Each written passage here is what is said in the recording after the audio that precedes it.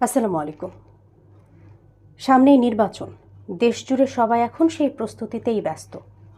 কে আসবে, কে যাবে, রাজনীতির প্রতিটি গলিতে এখন শুধু নির্বাচন নিয়েই আলোচনা চলছে। কিন্তু ঠিক এই মুহূর্তেই এমন এক অবাক করে দেওয়া তথ্য সামনে এলো, যা শুনলে আপনার ধারণাই পাল্টে যেতে পারে।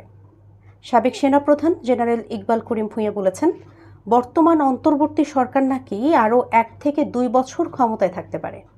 মানে নির্বাচন হয়তো এত তাড়াতাড়ি হচ্ছে না। সাবেক সেনাপ্রধান জেনারেল অবসরপ্রাপ্ত ইকবাল করিম ভূঁইয়া বলেছেন যে বর্তমান অন্তর্বর্তী সরকার আরও 1 থেকে 2 বছর পর্যন্ত ক্ষমতায় থাকতে পারে। তার ফেসবুক পোস্টে তিনি লিখেছেন, এরপরই বিএনপির ক্ষমতায় আসার সম্ভাবনা তৈরি হতে পারে, কিন্তু তারা পুরো মেয়াদ শেষ করতে পারবে কিনা তা নির্ভর করবে ভারতের কৌশলগত অবস্থান আর আওয়ামী লীগের পুনরুত্থান এবং শক্তি সঞ্চয়ের ওপর।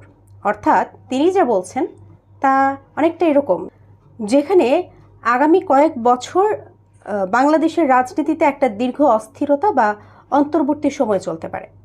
যদি বিএনপি তার বিরুদ্ধে পরিচালিত সহিংসতা বিরোধী আন্দোলন দমনে ব্যর্থ হয়, তবে আবারও 11 পরিস্থিতি তৈরি হতে পারে। সামনে 2007 সালের মতো একটি নতুন রাজনৈতিক ক্রাইসিসের ইঙ্গিত দিচ্ছেন তিনি আরও বলেছেন যে যদি এই সরকার সংস্কার কমিশনে হাত দেয় অথবা মন্ত্রিসভার অদক্ষতা এবং আইন শৃঙ্খলার অবনতি যদি ঘটে, তাহলে নির্বাচন পিছিয়ে যাবে।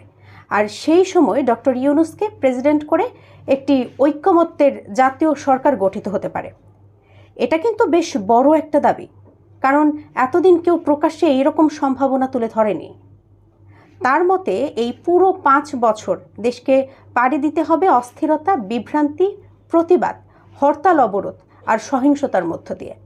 অর্থনীতি তো দুর্বল হবেই, দারিদ্র্য বাড়বে আর বাংলাদেশ সামাজিক সূচকে পিছিয়ে যাবে। এখন প্রশ্ন হচ্ছে, এই বিশ্লেষণটা কি কেবল তার সাবেক সেনাপ্রধানের ব্যক্তিগত মত, নাকি এর পেছনে কোনো বাস্তব ইঙ্গিত আছে? সরকার কি সত্যিই আরও 1-2 বছর ক্ষমতায় থাকতে চাচ্ছে বা থাকবে? আর বিএনপি কি প্রস্তুত আছে সেই সম্ভাব্য পরিবর্তনের জন্য? রাজনীতির মঞ্চে এখন চলছে নীরব খেলা, কিন্তু সেই নীরবতার নিচেই হয়তো লুকিয়ে আছে বাংলাদেশের পরবর্তী অধ্যায়ের সূচনা। তো আপনারা কি মনে করছেন, ইকবাল করিম ভূঁইয়ার এই বিশ্লেষণ কি বাস্তবসম্মত মনে হয়, নাকি এটা এক ধরনের পলিটিক্যাল ফোরকাস্টিং? কমেন্টে আপনার মতামত জানান। আমি আপনাদের ভাবনা শুনতে চাই। ধন্যবাদ সবাইকে।